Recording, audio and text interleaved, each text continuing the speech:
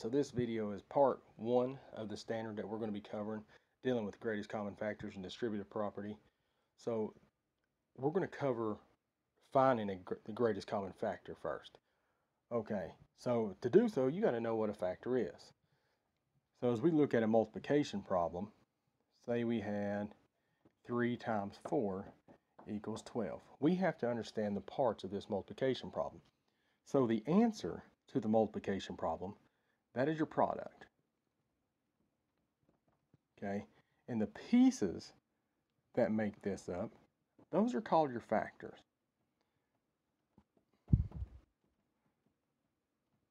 Now, I made a previous video, you can go back and look, that covers some of this as well. But the numbers being multiplied together to get a number, those are your factors. This is your product. Okay, so think about factories make products. So as we multiply the factors together, we get a product. So that's our factors. All right. So the first thing we're going to do is just figure out how to find the factors of a single number. So we're going to start off with, we'll go 24. So we have to think about all the numbers that multiply together to get 24.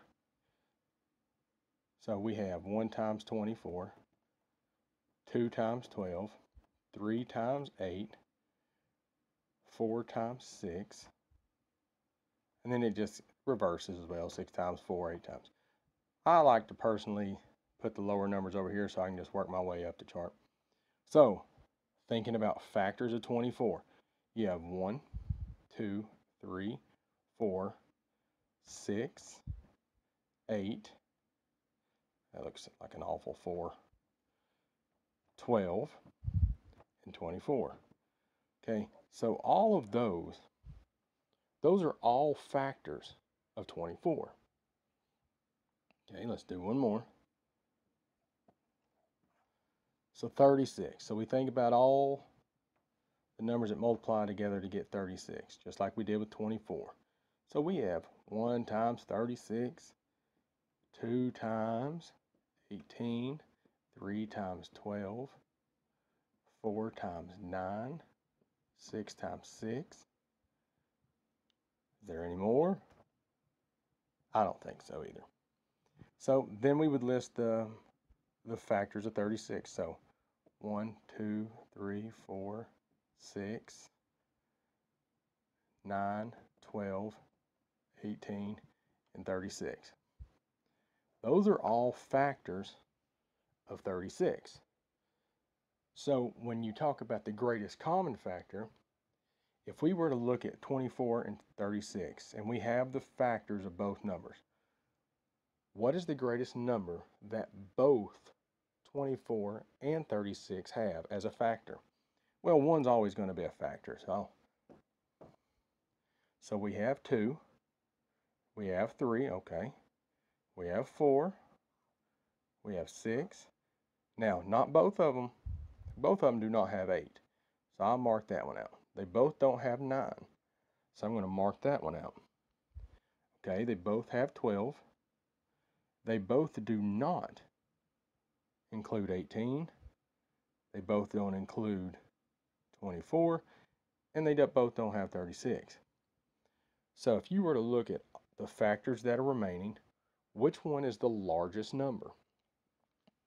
Well, 2, 3, 4, 6, and 12. So the greatest common factor, the GCF, as you may see it, for 24 and 36 would be 12. That's the greatest common factor of those two numbers. Okay, so let's do another one. Now, as your standard states, I believe you go all the way up. You have to find factors up to 100. I believe that's what it was. Or factors of 100. So we'll go 48 and 36. Okay, so looking at all the factors of 48, I'm just going to go ahead and skip the 1 in the 48. So we have 2 and 24, 3 times 16, 4 times 12, 6 times 8, and then it just goes back in the curve. So we're going to list the factors. So 2, 3, 4, 6. You can mark them out if it helps you. Make sure you didn't write them multiple times. 8, 12, 16, and 24, and 48. Remember, every one of them has the 1 as a factor. So these are all factors of 48. Now we're going to list 36 again. 2 times 18, 3 times 12, 4 times 9, 6 times 6, and then it reverses. So listing all of those, it may make it easier just to write it over here. 4, 6, 9, 12, 18. All right, so I've used all of those.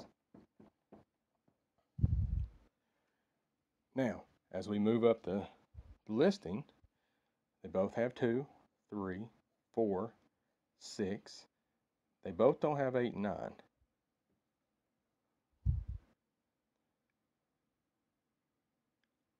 They both have 12. They both do not have 16 or 18 or 24 or 48. So 12 is a factor of both of these, oddly enough, like the last one. Now we'll do one more. I'll make sure that the greatest common factor is not 12 this time. So we will go 39. There we go. And 42. 39 doesn't have a lot of factors to it. You have the 1 times 39. You have the 3 times 13. Is there anything else? I can't think of any. So we have 1, 3, 13, and 39.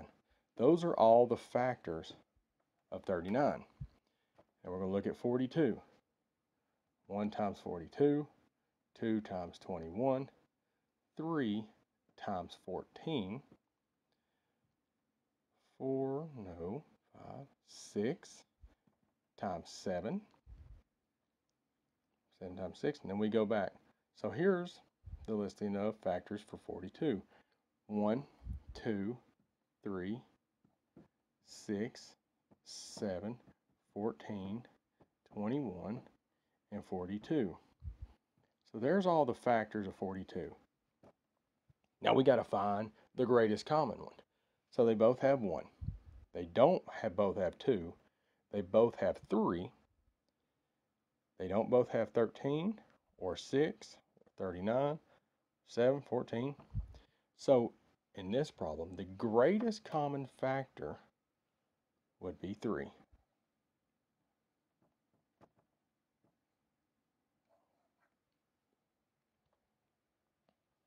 So that's how you find the greatest common factor. Some of you will be able to just know it off the top of your head or find a factor that both of them have.